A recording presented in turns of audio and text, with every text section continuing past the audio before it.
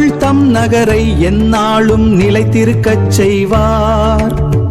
Praise the Lord. Praise the Lord. நேயர்களே, இன்று 23 June 2026 செவ்வாய்க்கிழமை.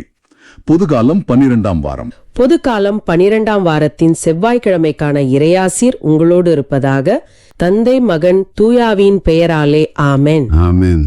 எங்களை வழிநடத்தும் அன்பு தந்தையே, இந்த நாளுக்காகவும் நீர் எங்களுக்கு அருளியுள்ள விலைமதிப்பற்ற முத்துக்களான வார்த்தைகளுக்காகவும் உமக்கு நன்றி கூறுகிறோம். ஆமென். இன்றைய வார்த்தை யூடியூப் சேனலில் வாசகத்தின் வழியாக வெளிச்சம் காண வந்திருக்கும் அனைத்து பார்வையாளர்களுக்காகவும் உமக்கு நன்றி கூறுகிறோம். ஆமென். நன்றி ஆண்டவரே. இந்த வாசகத்தின் வழியாக வெளிச்சம் அவர்களின் வாழ்வில் வீசட்டும். குறுகிய வழியில் நடக்கும் ஞானத்தையும் பிறரை நேசிக்கும் அன்பையும் அவர்களுக்கு தாரும். இந்த வாசகம் அவர்களின் உள்ளங்களில் ஆழமாக பதியவும், அவர்கள் வாழ்வில் உள்ள சவால்களை எதிர்கொள்ள நீர் அவர்களுக்கு மன்னிப்பு, குணமளிக்கும் வல்லமை, இரக்கம் மற்றும் அருளை பொழியவும் வேண்டுகிறோம். கண்டிப்பா அவர்கள் இந்த நிகழ்ச்சியை முழுமையாக பார்த்து பயனடைய செய்திருளும். நம்பிக்கையாளர்களும் சமூகங்களும் பொன் விதியின்படி வாழவும், இடுக்கமான வாயிலின் வழியே நடக்கவும், உமது மாறாத பேரன்பில் மகிழ்ந்திருக்கவும் ஜெபிக்கிறோம். உண்மைதான் ஆண்டவரே. தலைவர்களும் தேசங்களும் உமது வல்லமையில் நம்பிக்கை வைத்து நேர்மையோடு ஆட்சி செய்ய அருள்தாரும். கலக்கத்தோடும் கவலையோடும் அச்சுறுத்தல்களோடும் வாழ்பவர்கள் உமது பாதுகாப்பில் அமைதியையும் விடுதலையையும் கண்டடைய ஜெபிக்கிறோம். கண்டிப்பா ஆண்டவரே, அவங்களுக்கு அமைதியை தாரும். இறைவாக்கினர்கள், திருத்தொண்டர்கள் மற்றும் போதகர்கள் உமது வார்த்தையை துணிவோடு எடுத்துரைத்து மற்றவர்களை உண்மையோடு வழிநடத்த அருள்தாரும்.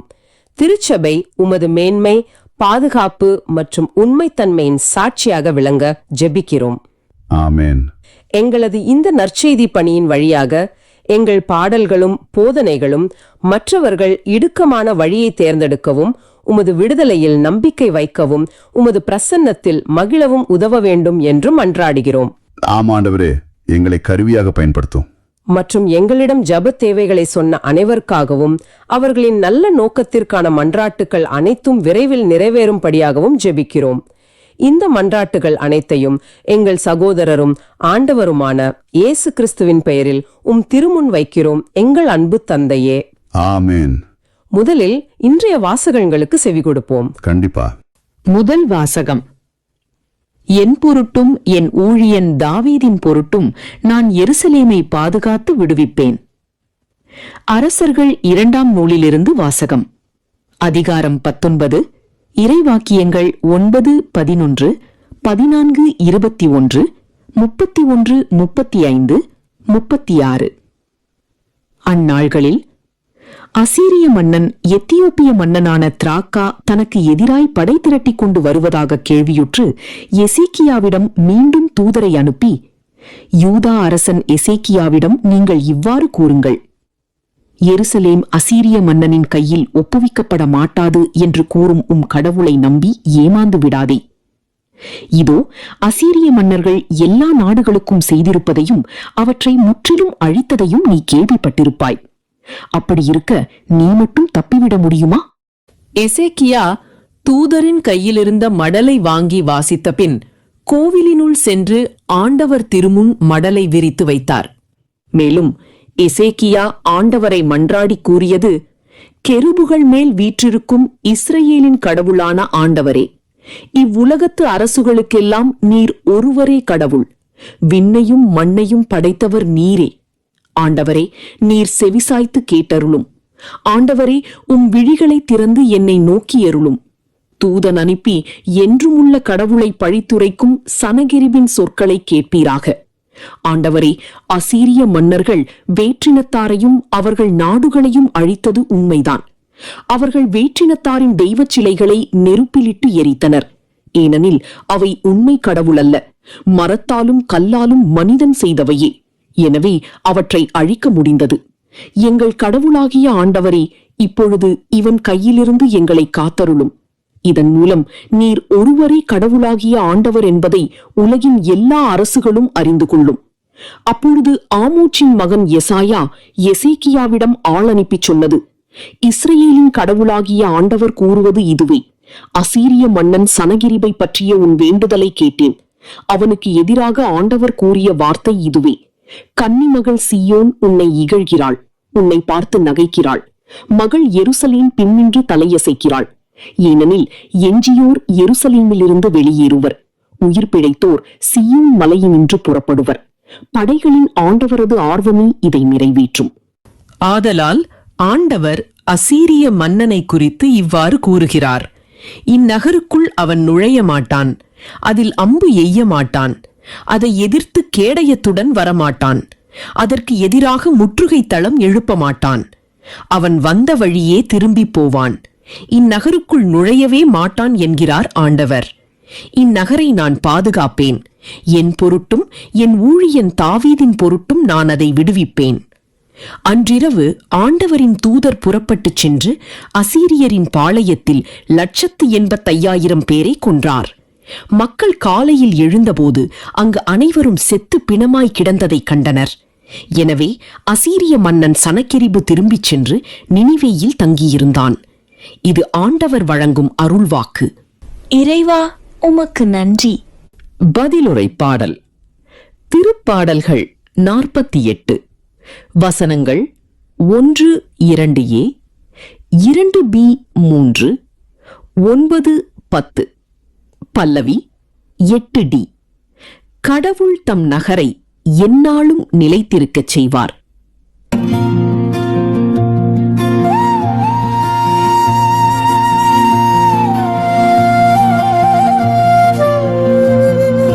கடவுள் தம் நகரை எந்நாளும் நிலைத்திருக்கச் செய்வார். கடவுள் தம் நகரை எந்நாளும் நிலைத்திருக்கச் செய்வார்.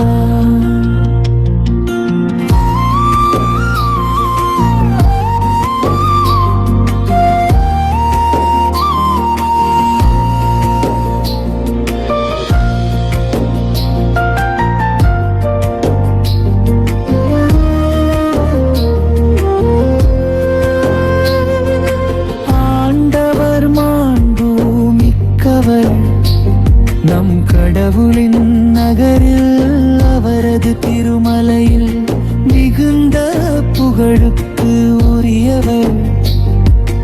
அழகும் உயரமுமாய் தொலை வடக்கில் திகழும் சீயோன் மலை அனைத்து உலகிற்கும் மகிழ்ச்சியால் இலங்குகின்றது. கடவுள் தம் நகரை எந்நாளும் நிலைத்திருக்கச் செய்வார்.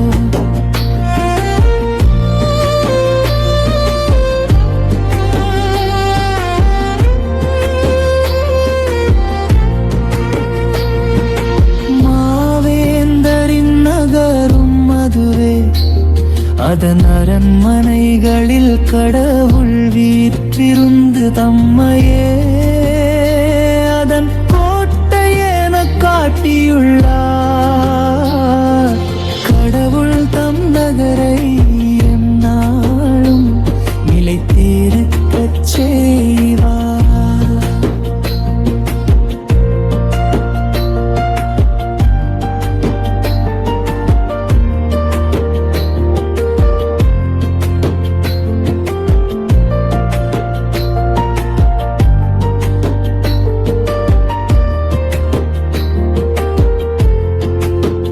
கடவுளே, உமது கோவிலின் நடுவில் உம் பேரன்பை நினைந்து உருகினோம். கடவுளே, உமது பெயரைப் போலவே உமது புகழும் பூவுலகின் கடை எல்லை வரை எட்டுகின்றது. உமது வலக்கை நீதியை நிலைநாட்டுகின்றது. கடவுள் தம் நகரை எந்நாளும் நிலைத்திருக்கச் செய்வார்.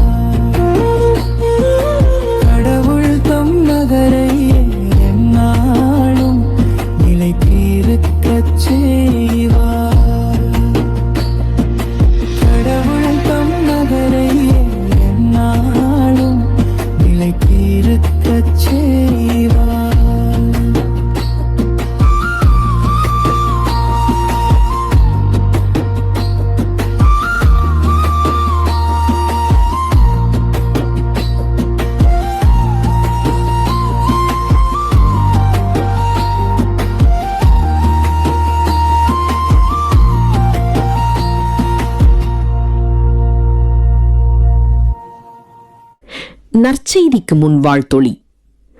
உலகின் ஒளி நானே. என்னை பின்தொடர்பவர் இருளில் நடக்க மாட்டார், வாழ்வுக்கு வழிகாட்டும் ஒளியை கொண்டிருப்பார். நற்செய்தி வாசகம். பிறர் உங்களுக்கு என்னென்ன செய்ய வேண்டுமென விரும்புகிறீர்களோ அவற்றை மற்றவர்களுக்கு செய்யுங்கள். மத்தேயு எழுதிய தூய நற்செய்தியிலிருந்து வாசகம். அதிகாரம் 7, இறைவாக்கியங்கள் 6, 12 மற்றும் 14. அக்காலத்தில் இயேசு தம் சீடரை நோக்கி கூறியது, தூய்மையானது எதையும் நாய்களுக்கு கொடுக்க வேண்டாம், அவை திருப்பி உங்களை கடித்து குதறும். மேலும் உங்கள் முத்துக்களை பன்றிகள் முன் எரிய வேண்டாம், எரிந்தால் அவை தங்கள் கால்களால் அவற்றை மிதித்துவிடும்.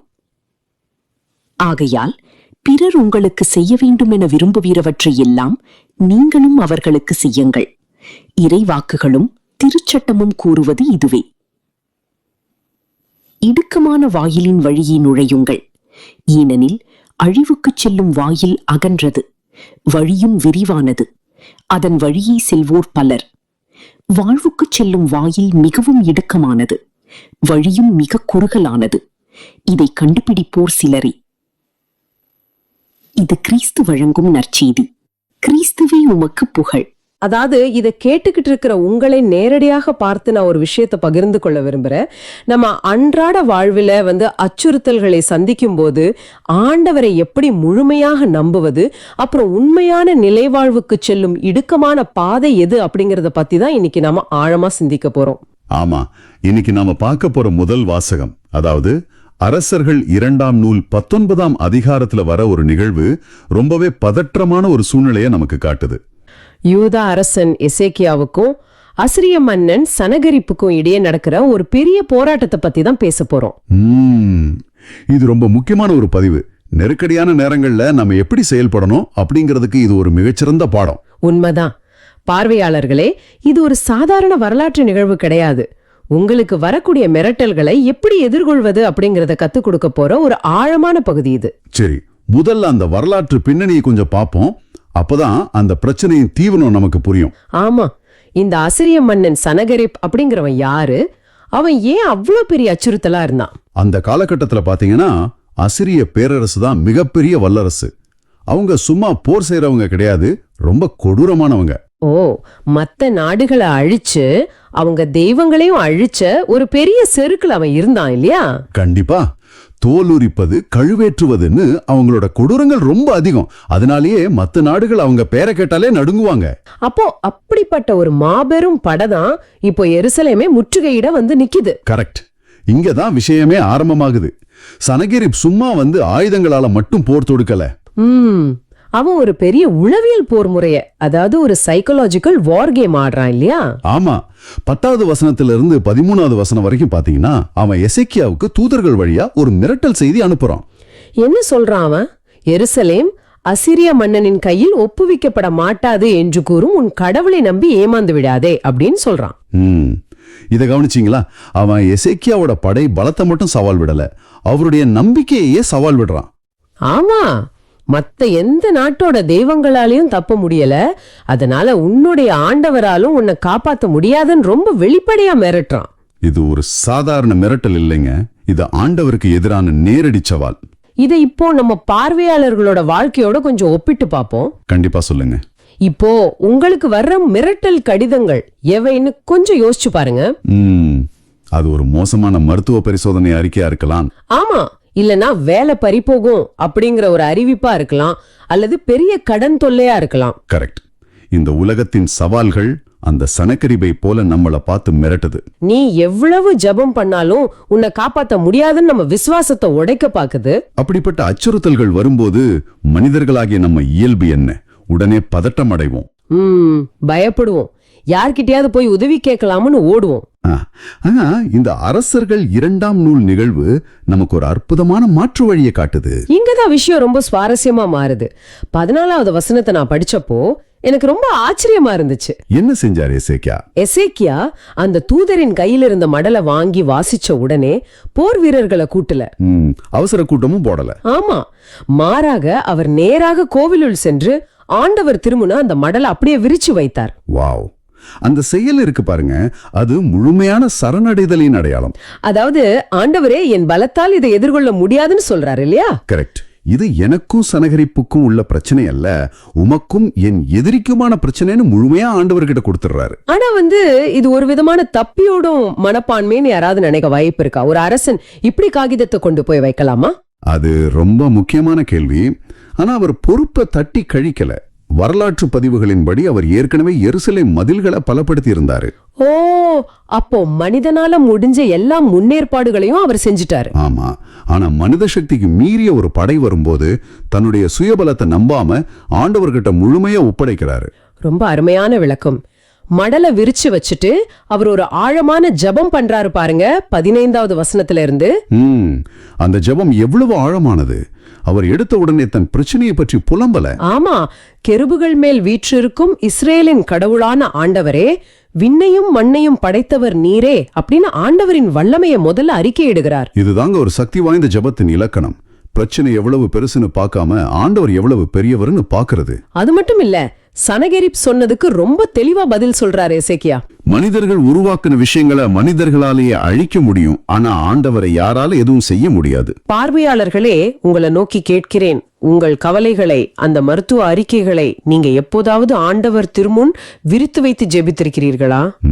அது ரொம்ப முக்கியமான ஒரு கேள்வி. நம்ம வீட்டின் பீடத்திலோ திருத்தலத்திலோ வைத்து முழுமையா சரணடைஞ்சிருக்கோமா? சரி, இப்படி அவர் ஜெபிச்ச உடனே ஆண்டவரோட பதில் எப்படி வருதுன்னு பாருங்க. இதுதான் ரொம்ப பிரமிப்பான பகுதி. ஆமா, 20வது வசனத்துல ஆண்டவர் உடனடியாக எசாயா என்ற இறைவாக்கினர் வழியாக பதிலளிக்கிறார். அசிரிய மன்னன் சனகரிப்பை பற்றிய உன் வேண்டுதலை கேட்டேன் அப்படின்னு ஆண்டவர் சொல்றாரு. எவ்வளவு பெரிய ஆறுதல் பாருங்க இது, உன் வேண்டுதலை கேட்டேன் அப்படிங்கிறது. ஆமா, அதுக்கப்புறம் ஆண்டவர் அந்த செனகெரிப்போட செருக்கை எப்படி இகழ்கிறார் பாருங்க. கன்னிமகள் சியோன் உன்னை இகழ்கிறாள், உன்னை பார்த்து நகைக்கிறாள்னு செனகெரிப்பால் ஆண்டவர் கேலி செய்கிறார்.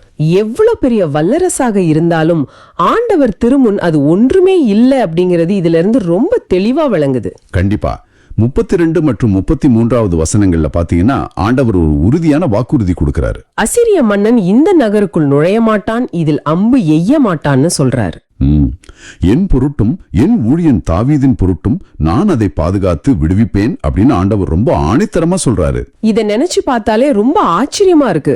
அவ்வளோ பெரிய படை எருசலேமை சுத்தி நிக்குது. ஆமா, மனித அறிவுக்கு இது எப்படி சாத்தியம்னு தோணும். எந்த போரும் நடக்காம எப்படி அவங்க திரும்பி போவாங்க? அங்கதான் அந்த அற்புதமான விடுதலை நடக்குது. 35வது வசனம் அது ரொம்ப தெளிதா பதிவு செய்யுது.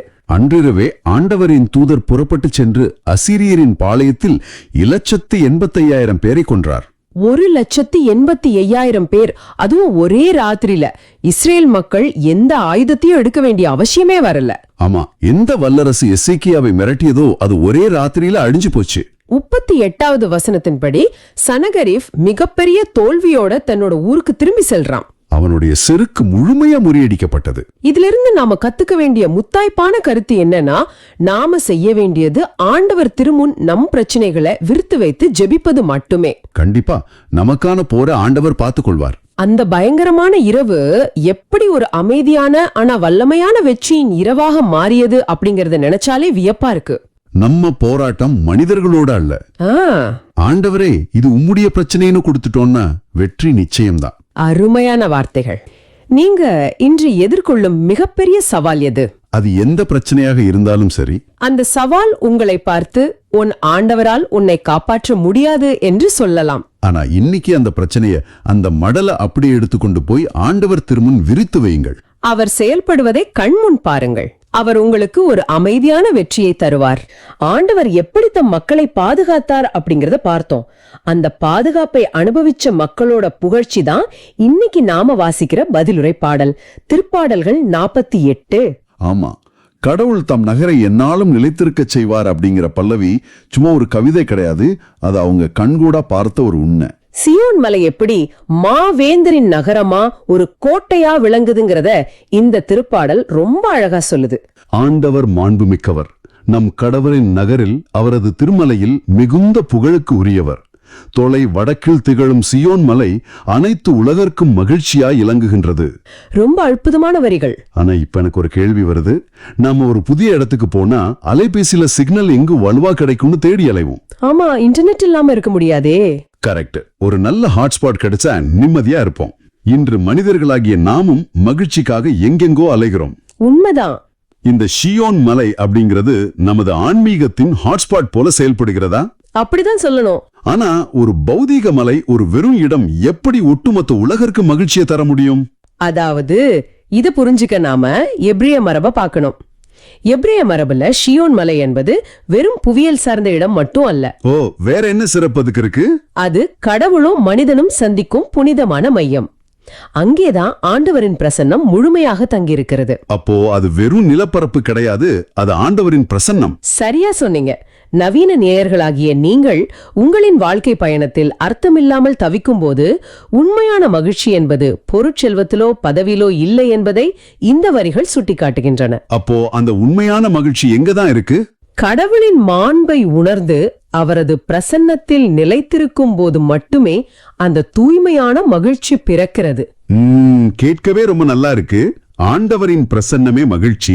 சரி, அடுத்த சில வசனங்களை பார்ப்போம். சொல்லுங்க. வசனங்கள் 2 மற்றும் 3ல மாவேந்தரின் நகரும் அதுவே, அதன் அரண்மனைகளில் கடவுள் வீற்றிருந்து தம்மையே அதன் கோட்டை என காட்டியுள்ளார் அப்படின்னு வருது. ஆமா. ஆனா இப்போ இன்றைய நவீன உலகத்துல நாம நமக்கென்று பல அரண்மனைகளையும் கோட்டைகளையும் கட்டிக்கொள்கிறோம் இல்லையா? அதாவது நம்மளோட சொத்துக்கள், சேமிப்புகள், அப்படி சொல்றீங்களா? ஆமா, வங்கி சேமிப்புகள், காப்பீடுகள், பாதுகாப்பான வீடுகள்னு பல அடுக்கு பாதுகாப்புகள். ஆனா இந்த வாசகம் கடவுள் தம்மையே கோட்டை என காட்டியுள்ளார் என்று சொல்கிறதே. அப்படியானால் நாம் தேடும் இந்த உலகளாவிய பாதுகாப்புகள் எல்லாம் வெறும் மாயையா? இது ரொம்ப முக்கியமான ஒரு கேள்வி. ஆண்டவர் நமக்கு ஒரு கோட்டையை கட்டி கொடுக்கவில்லை, மாறாக அவரே நமக்காக ஒரு கோட்டையாக மாறுகிறார் என்பதுதான் இங்குள்ள மிகப்பெரிய ஆச்சரியம். வாவ், கோட்டையை கட்டி கொடுக்கல, அவரே கோட்டையா மாறுறார். ஆமா, தம்மையே அதன் கோட்டை என காட்டியுள்ளார் என்று ரொம்ப தெளிவா சொல்லப்பட்டிருக்கு. ஆனா நம்ம சேமிப்புகள் எல்லாம் நமக்கு உதவி செய்யாதா? நவீன மனிதர்களாகிய நீங்கள் எத்தனையோ திட்டங்களை போட்டு வாழ்க்கையை பாதுகாப்பதாக நினைக்கிறீர்கள். ஆனால் ஒரு கண்ணுக்கு தெரியாத நோயோ அல்லது பொருளாதார வீழ்ச்சியோ வரும்போது மனிதனால் கட்டப்பட்ட கோட்டைகள் சரிகின்றன. கரெக்ட். மனிதனால் கட்டப்பட்டவை எதுவுமே நிரந்தரம் கிடையாது. கடவுளின் அரண்மனையில் தஞ்சம் புகுவது என்பது உலகத்தின் புயல்கள் மத்தியில் அசைக்க முடியாத ஒரு நிலை வாழ்வு சார்ந்த பாதுகாப்பை பெறுவதாகும். நம்ம ஸ்டோரியில வந்த அந்த சிற்றாலயம் மாதிரி வெளியே எவ்வளோ புயல் அடிச்சானோ உள்ளே ஒரு அசைக்க முடியாத பாதுகாப்பு. அதேதான். அந்த பாதுகாப்பை உணரும் போது நமக்கு கிடைக்கிற அமைதி ரொம்ப பெரியது. அந்த அமைதியை தான் அடுத்த வசனம் ரொம்ப அழகா வெளிப்படுத்துதுன்னு நினைக்கிறேன். எந்த வசனம்? திருப்பாடல்கள் 48 வசனம் 9. கடவுளே, உமது கோவிலின் நடுவில் உம் பேரன்பை நினைந்து உருகினோம். ஆஹா, உருகினோம் ரொம்ப ஆழமான வார்த்தை. ஆமா, உருகினோம் என்ற வார்த்தை எவ்வளவு அழகானது. இன்று எந்திரத்தனமாக இயங்கிக் கொண்டிருக்கும் உலகில் உணர்ச்சிகள் மரத்து போய் எதற்கும் கவலைப்படாத கடினமான இதயங்களோடு பலர் வாழ்கிறார்கள். ஆமா, தங்களை பாதுகாட்டுக்க ஒரு இரும்பு கவசம் மாதிரி கடினமான மனசை உருவாக்கிக்கிறாங்க. இந்த மாதிரி நேரத்துல இந்த உருகுதல் என்ற ஆழமான தியான நிலையை இன்று நாம் எப்படி எட்டுவது? இங்கே கோவிலின் நடுவில் என்பது ஏதோ ஒரு கட்டடத்தை குறிக்கல, அது நமது ஆன்மாவின் மையத்தை குறிக்கிறது. நமது ஆன்மாவின் மையமா? ஆமா, இது வெறும் கடமைக்கான ஜெபம் அல்ல, மாறாக கடவுளின் அளவற்ற அன்பை, அதாவது அந்த பேரன்பை முழுமையாக உள்வாங்கும் தருணம். ஓ, கடமைக்காக செய்யற ஜெபத்துல அந்த உருகுதல் நடக்காது இல்லையா? கண்டிப்பா நடக்காது. நேயர்களே, உங்களுடைய அன்றாட வாழ்வில் வரும் கவலைகள், மன அழுத்தங்கள் மற்றும் தகவல்களின் பெருக்கத்தால் ஏற்படும் சோர்வு அனைத்தையும் கடவுளின் பேரன்பை நினைக்கும் அந்த ஒரு நொடி உருக்கிவிடும். அந்த ஒரு நொடி நாம் அணிந்திருக்கிற அத்தனை போலியான கவசங்களையும் உருக்கிடும். ஆமாம், இதுதான் உங்களின் மன அமைதிக்கான சிறந்த மாற்று மருந்து. கேட்கும் போதே மனசு ரொம்ப இதமா இருக்கு. சரி, பேரன்பை அனுபவிக்கிறது ஒரு பக்கம் இருந்தாலும் வாழ்க்கையில நாம சந்திக்கிற அநீதிகள் நம்மை கோபப்படுத்துதே. அதுவும் மனுஷ இயல்புதானே. அதற்கான பதில வசனம் 10 மற்றும் இன்றைய பல்லவி ரொம்ப வலிமையா சொல்லுது. என்ன சொல்லுது? கடவுளே, உமது பெயரைப் போலவே உமது புகழும் பூவுலகின் கடையெல்லை வரை எட்டுகின்றது. உமது வலக்கை நீதியை நிலைநாட்டுகின்றது. அப்புறம் பல்லவி, கடவுள் தம் நகரை எந்நாளும் நிலைத்திருக்க செய்வார். அருமையான வரிகள். ஆனா என் கேள்வி என்னன்னா, எங்கும் அநீதியும் ஏமாற்றங்களும் நிறைந்திருப்பதாக செய்திகள் நம்மை அச்சுறுத்தும் இந்த வேளையில் உமது வலக்கை நீதியை நிலைநாட்டுகின்றது என்ற இந்த வாசகம் நமக்கு எந்த வகையான நம்பிக்கையை தருகிறது? இப்போ ஆண்டவரின் வலக்கை என்பது அவரது வல்லமையின் அடையாளம். வல்லமையின் அடையாளமா? ஆமா. உலகில் அநீதி வெல்வது போல தோன்றினாலும் இறுதி வெற்றி கடவுளின் நீதிக்கே என்பதை இது ஆணித்தரமாக உரைக்கிறது. அதாவது தற்காலிகமா அநீதி ஜெயிக்கிற மாதிரி ஒரு மாயை இருக்கலாம். கரெக்ட். ஆனா அந்த மாயை நிரந்தரம் கிடையாது. பல்லவியில் சொல்லப்படுவது போல கடவுள் தம் நகரை எந்நாளும் நிலைத்திருக்கச் செய்வார். இது ஒரு பெரிய வாக்குறுதி இல்லையா? ரொம்ப பெரிய வாக்குறுதி. இருள் சூழ்ந்த உலகத்தில் கடவுள் உங்களை கைவிட மாட்டார். அவரது நீதி எல்லைகளை தாண்டி செயல்படும். நேயர்களுக்கு இது ஒரு மிகப்பெரிய ஆறுதலா இருக்கும்னு நம்புறேன். கண்டிப்பா. ஆண்டவர் கைவிட மாட்டார் அப்படிங்கிற நம்பிக்கை தான் நம்ம வழி நடத்துது. சரி, ஒரு ஆழமான கருத்தை நேயர்களுக்கு சொல்ல விரும்புகிறேன். சொல்லுங்க. நேயர்களே, பழைய உடன்படிக்கையில் சியோன் மலை என்பது ஒரு குறிப்பிட்ட நிலப்பரப்பாக இருந்தது. ஆனால் இன்று நீங்கள்தான் அந்த சியோன் மலை. ஆமா, நீங்கள்தான் கடவுள் வீட்டிருக்கும் கோட்டை, நீங்கள்தான் அவர் நிலைத்திருக்க செய்யும் நகரம். உங்களை எந்த உலக புயலாலும் அசைக்க முடியாது என்ற இந்த ஆழமான உண்மையை இன்று சிந்தித்து பாருங்கள். கண்டிப்பா நேயர்கள் இத மனசுல ஆழமா பதிய வச்சுக்கணும். உண்மையான பாதுகாப்பு மனிதர்களோட ஆயுதங்கள்ல இல்ல, ஆண்டவரோட பேரன்பிலும் நீதியிலும் தான் இருக்கு. ரொம்ப சரியா சொன்னீங்க. இந்த இடத்துல தான் நாம இன்னைக்கு நற்செய்திக்குள்ள வரப்போறோம். மத்தேயு 7ஆம் அதிகாரம். மத்தேயு 7:6 ஆண்டவர் இயேசு இப்படி சொல்றாரு, தூய்மையானது எதையும் நாய்களுக்கு கொடுக்க வேண்டாம், அவை திருப்பி உங்களை கடித்து குதறும், மேலும் உங்கள் முத்துகளை பன்றிகள் முன் எரிய வேண்டாம், எரிந்தால் அவை தங்கள் கால்களால் அவற்றை மிதித்துவிடும். இந்த வசனம் நிறைய பேருக்கு ஒரு நெருடலை உருவாக்கும். ஆமா, எனக்கே ஒரு பெரிய முரண்பாடு தோணுது. நான் முதலிலே கேட்டது போல ஆண்டவர் இயேசு அனைவரிடமும் அன்பா இருக்கணும், நற்செய்தியை எல்லாருக்கும் சொல்லணும் அப்படின்னு தானே போதிச்சாரு. நிச்சயமா, அவர் அன்பின் வடிவம். அப்புறம் ஏன் இங்க நாய்கள் பன்றிகள் அப்படின்னு ரொம்ப கடுமையான, கிட்டத்தட்ட ஒருத்தரை காயப்படுத்துற வகையிலான வார்த்தைகளை பயன்படுத்துறாரு? இதை படிக்கும்போது உங்களுக்கு ஒரு கஷ்டமா இல்லையா? அதாவது இது மேலோட்டமா படிக்கிற யாருக்கும் வரக்கூடிய ஒரு நியாயமான கேள்விதான். ஆனா நாம இத முதல் நூற்றாண்டு யூத கலாச்சார பின்னணியில பார்க்கணும். ஓ, அந்த காலத்துல இதுக்கு வேற அர்த்தம் இருந்ததா? ஆமா, அந்த காலகட்டத்துல நாய்கள் அப்படிங்கறது இன்னைக்கு நாம வீடுகள்ல வளர்க்கிற அன்பான செல்ல பிராணிகளை குறிக்கல. அப்போ அவை தெருக்கள்ல சுற்றி திரிகிற ஆபத்தான குப்பைகளை கிளற காட்டு விலங்குகளா இருந்துச்சு. அதே போல பன்றிகள் யூத சட்டப்படி தீட்டான விலங்குகள். ஓஹோ, புரியுது. ஆண்டவர் இயேசு இங்க யாரையும் மனித தன்மையற்றவர்களா இழிவுபடுத்தல. மாறா அவங்களோட மனநிலையின் ஒரு குறிப்பிட்ட நிலைய, அதாவது ஆன்மீக உண்மைகளை ஏத்துக்க முடியாத மூடிய மனநிலைய உருவகப்படுத்துறாரு. அதாவது அந்த விலங்குகள் புனிதமானதையோ அல்லது மதிப்புமிக்கதையோ பகுத்தறியும் திறது இல்லாதவை.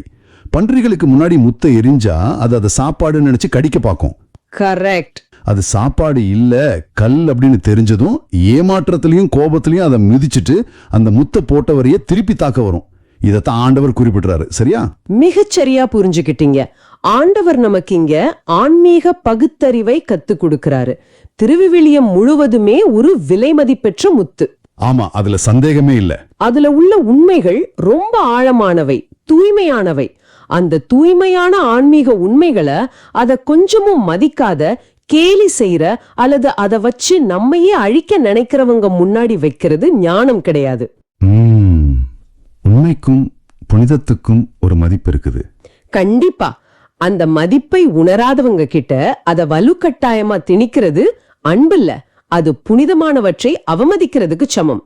இது உண்மையை மூடி மறைக்கிறதுக்காக இல்ல, மாறா புனிதமானவற்றின் மதிப்பை பாதுகாக்கிறதுக்காக சொல்லப்பட்ட இறைவாக்கு. இத இன்றைய நவீன கால சூழலோடு பொருத்தி பார்க்கும்போது எனக்கு ஒரு தெளிவு கிடைக்குது. இணைய உலகத்துல, குறிப்பா சமூக வலைத்தளங்கள்ல நீங்க இது தினமும் சந்திக்கிறீங்க இல்லையா? ஆமா, நிறையவே பாக்குறோம். ட்ரோல்ஸ் தொல்லை தாங்க முடியாது. சில சமயங்கள்ல உங்களோட ஆழமான நம்பிக்கைகளை, உண்மையான விவாதத்துக்கு கொஞ்சமும் தயாராகாத வெறுப்பை மட்டுமே கக்கிற விஷமிகள் கிட்ட நீங்க தர்க்கம் செய்றீங்க. நீங்க எவ்வளவு அழகான ஒரு ஆன்மீக உண்மையை பகிர்ந்தாலும் அவங்க அதை திரிச்சு கேலி செஞ்சு உங்களை காயப்படுத்தவே செய்வாங்க. நீங்க சொல்றது 100% உண்மை. அவங்க அந்த உண்மையை ஆராயிற மனநிலையில இல்ல, அவங்களோட நோக்கம் உங்களை தாக்குறது மட்டுமே. அங்கே போய் நீங்க உங்க முத்துக்களை வீசும்போது உங்களுடைய நேரமும் சக்தியும் வீணாவதோடு அந்த புனிதமான வார்த்தைகளும் களங்கப்படுத்தப்படுது. அதனாலதான் எங்கே அமைதியா இருக்கணும், எங்கே உங்க முத்துக்களை பாதுகாக்கணும் அப்படிங்கிற ஞானத்தை இந்த வாசகம் உங்களுக்கு கத்துக் கொடுக்குது. நிச்சயமா. நீங்க அமைதியா விலகி செல்றது கோழைத்தனம் கிடையாது. அதுதான் உண்மையான ஆன்மீக பகுத்தறிவு. சிலருக்கு மௌனமே மிக சிறந்த பதிலா இருக்கும். உங்க ஆற்றலை உண்மையாவே ஒளிய தேடுற மனிதர்களுக்காக பயன்படுத்துங்க. சரி, இந்த ஆன்மீக பகுத்தறிவோட நம்ம எப்படி செயல்படணும் அப்படிங்கறத பார்த்தோம். யாருக்கு முன்னாடி முத்துக்களை போடக்கூடாது அப்படின்னு தெரிஞ்சுக்கிட்டோம். ஆனா ஒட்டுமொத்தமா மனிதர்களை நீங்க எப்படி நடத்தணும்? அன்பிற்கு எல்லைகள் உண்டா? அது ரொம்ப முக்கியமான கேள்வி. அதுக்கான உலகளாவிய விதியைத்தான் அடுத்த சில வசனங்கள்ல ஆண்டவர் உங்களுக்கு தர்றாரு. ஆமா, மத்தேயு 7:12 ஆண்டவர் கூறாரு, ஆகையால் பிறர் உங்களுக்கு செய்ய வேண்டும் என விரும்புகிறவற்றை எல்லாம் நீங்களும் அவர்களுக்கு செய்யுங்கள். இறைவாக்குகளும் திருச்சட்டமும் கூறுவது இதுவே. இதைத்தான் நாம பொன் விதி அப்படின்னு சொல்லுவோம். ஆனா இதுல ஒரு ஆழமான விஷயத்தை நான் கவனிக்கிறேன். பல உலகளாவிய தத்துவங்கள்ல, அதாவது கன்ஃபியூஷியஸ் போன்றவங்களோட போதனைகள்ல பாத்தீங்கன்னா, பிறர் உனக்கு செய்யக்கூடாததை நீயும் பிறருக்கு செய்யாதே அப்படின்னு எதிர்மறையா சொல்லப்பட்டிருக்கோம். ஆமா, பாசிவா இருக்கும். அதாவது பிறர் உன்னை அடிக்க கூடாதுன்னு நினைச்சா நீயும் பிறரை அடிக்காத. இது ரொம்ப ஈஸியானது. ஆனா ஆண்டவர் இயேசு இதை நேர்மறையா நீங்கள் அவர்களுக்கு செய்யுங்கள் அப்படின்னு ஒரு செயல் வடிவமா கொடுக்கிறாரே. ஏன் இந்த மாற்றம்? இது ஒரு மிக முக்கியமான வேறுபாடு. அந்த எதிர்மறை விதி உங்களை ஒரு பாதுகாப்பான வலயத்துக்குள்ள வச்சிடும். அதாவது எந்த ரிஸ்கும் எடுக்காம இருக்கிறது. கரெக்ட். நான் யாருக்கும் எந்த கெடுதலும் செய்யல, என் வழியில நான் அமைதியா போறேன் அப்படின்னு சொல்றது அடிப்படையில ஒரு சுயநலம் தான்.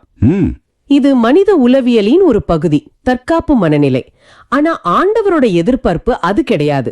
ஒருவருடைய வாழ்க்கையில இருள் சூழ்ந்திருக்கும் போது நான் அவருக்கு கெடுதல் செய்யலையே அப்படின்னு ஒதுங்கி நிக்கிறது உண்மையான கிறிஸ்தவம் கிடையாது. அப்போ நாம என்ன செய்யணும்? அந்த இருள்ல ஒளியா நீங்களே முன் சென்று அவங்களுக்கு நன்மை செய்யணும். அதுக்காக தான் ஆண்டவர் ஒரு செயல் வடிவமா இதை கொடுக்கறாரு. ஆனா ஒரு நிமிஷம், நான் இதை முழுமையா ஏத்துக்க தயங்குறேன். ஏன், என்னாச்சு? இந்த நேர்மறையான செயல்படும் புன்விதி ரொம்ப சோர்வடைய செய்யக்கூடியது இல்லையா? பிறருக்கு என்ன தேவையோ அதை நான் எப்பவும் யோசிச்சுக்கிட்டும் அதை செஞ்சுக்கிட்டே இருந்தா என் வாழ்க்கை என்ன ஆகுறது? நான் என்ன இழந்துட மாட்டேனா? அது மனித பார்வையில தோன்ற இயல்பான பயம்தான். நாம அளந்து கொடுக்கிற அன்புல மட்டுமே கவனம் செலுத்துறோம். ஆனா ஆண்டவர் குறிப்பிடுற இந்த அன்பு அகபே எனப்படும் நிபந்தனையற்ற அன்பு. ஓ, எந்த எதிர்பார்ப்பும் இல்லாத அன்பு. ஆமா, இறைவாக்குகளும் திருச்சட்டமும் கூறுவது இதுவே அப்படின்னு அவர் சொல்லும்போது பழைய ஏர்போர்ட்டின் ஒட்டுமொத்த சாராம்சத்தையும் அவர் ஒரே வரியில சுருக்குறாரு. நீங்க உங்களை இழக்க மாட்டீங்க, மாறா உங்களோட குறுகிய அகந்தையில இருந்து விடுபட்டு உண்மையான உங்களை கண்டடைவீங்க. இது ரொம்ப ஆழமான கருத்து. இது பிறரின் நிலையில உங்களை வச்சு பாக்குற பச்சாதாபம்.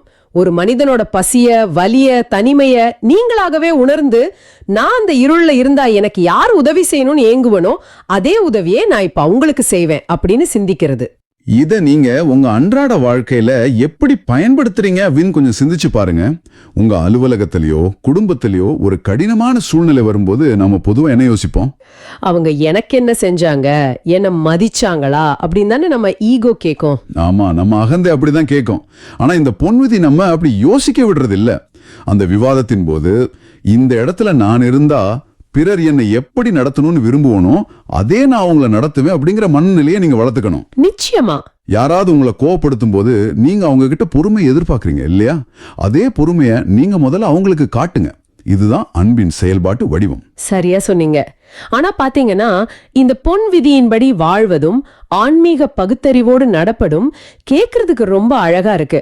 நடைமுறையில இது சாத்தியமா? அது ரொம்ப கஷ்டமான விஷயம்தான். ஆமா, இது மிக கடினமானது.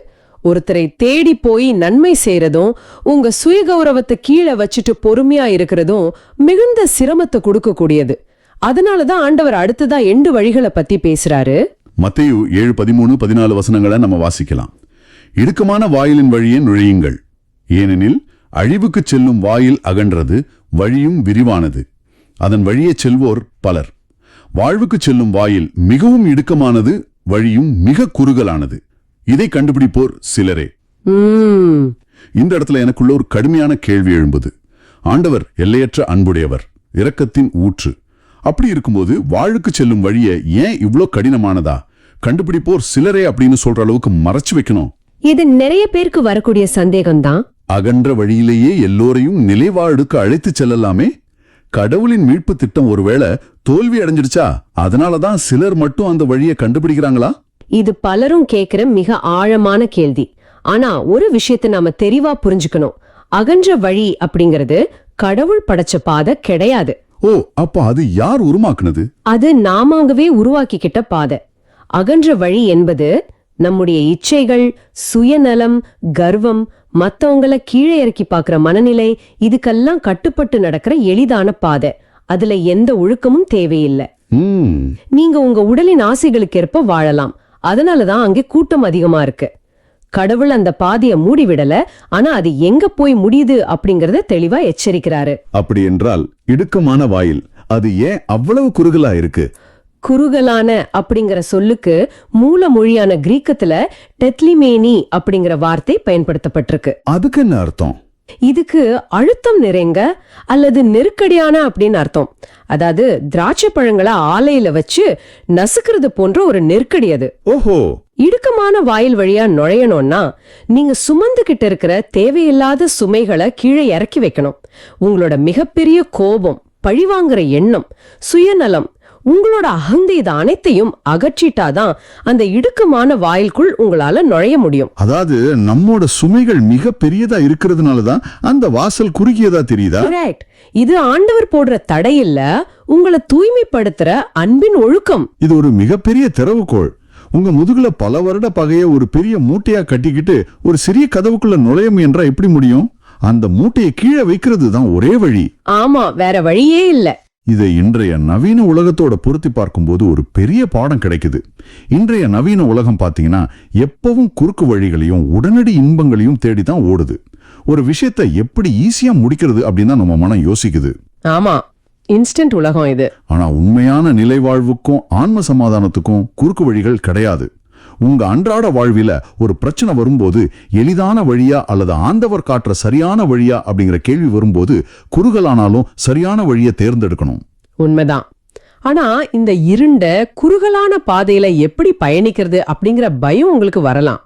இங்குதான் இன்றைய அல்லேலூயா வாசகமான யோவான் 8:12 நமக்கு ஒரு பெரிய வெளிச்சத்தை தருது. உலகின் ஒளி நானே, என்னை பின்தொடர்பவர் இருளில் நடக்க மாட்டார், வாழ்வுக்கு வழிகாட்டும் ஒளியை கொண்டிருப்பார். ஆமா, யூதேயரோட கூடார விழாவின் போது எருசலேம் தேவாலயம் முழுவதும் விளக்குகளால ஒளிரூட்டப்பட்டிருந்த அந்த பின்னணியில தான் ஆண்டவர் இயேசு இத சொல்றாரு. அந்த செயற்கையான வெளிச்சங்கள் எல்லாம் அணைஞ்சிடும், ஆனா தாமே உலகின் மெய்யான ஒளி அப்படிங்கறத அங்க நிலைநாட்டுறாரு.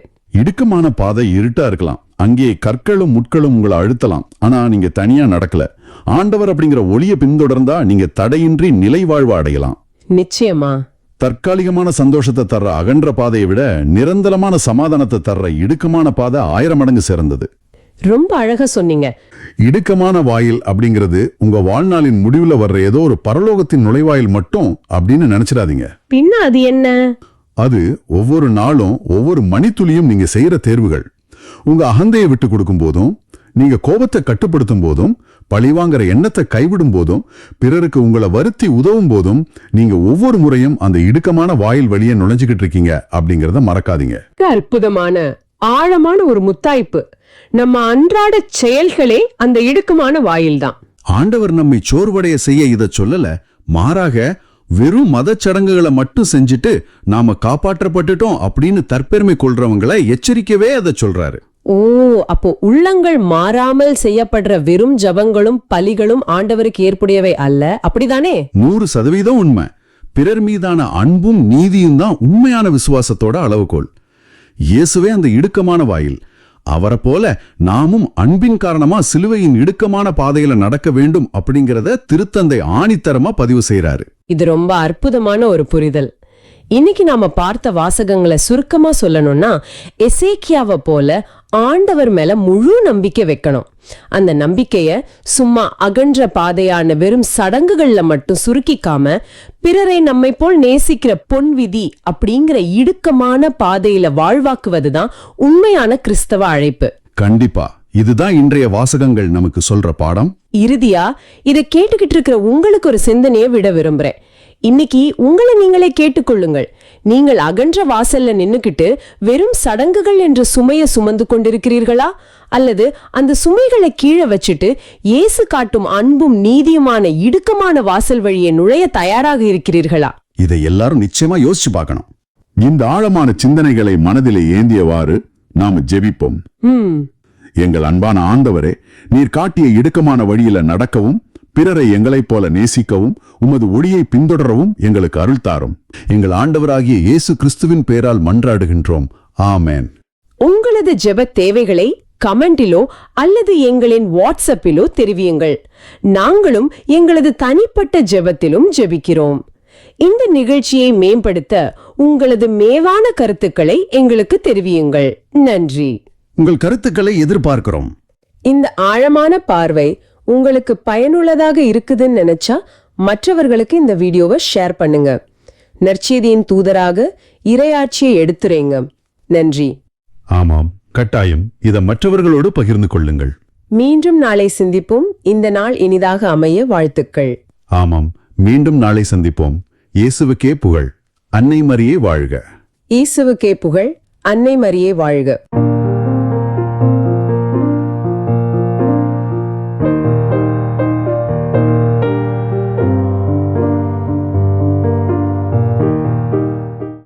நீங்கள் காண்பவற்றை காணும் வாய்ப்பை பெற்றோர் பேறு பெற்றோர். ஏனெனில் பல இறைவாக்கினர்களும் அரசர்களும் நீங்கள் காண்பவற்றை காண விரும்பினார்கள், ஆனால் அவர்கள் காணவில்லை. நீங்கள் கேட்பவற்றை கேட்க விரும்பினார்கள், ஆனால் அவர்கள் கேட்கவில்லை என நான் உங்களுக்கு சொல்கிறேன்.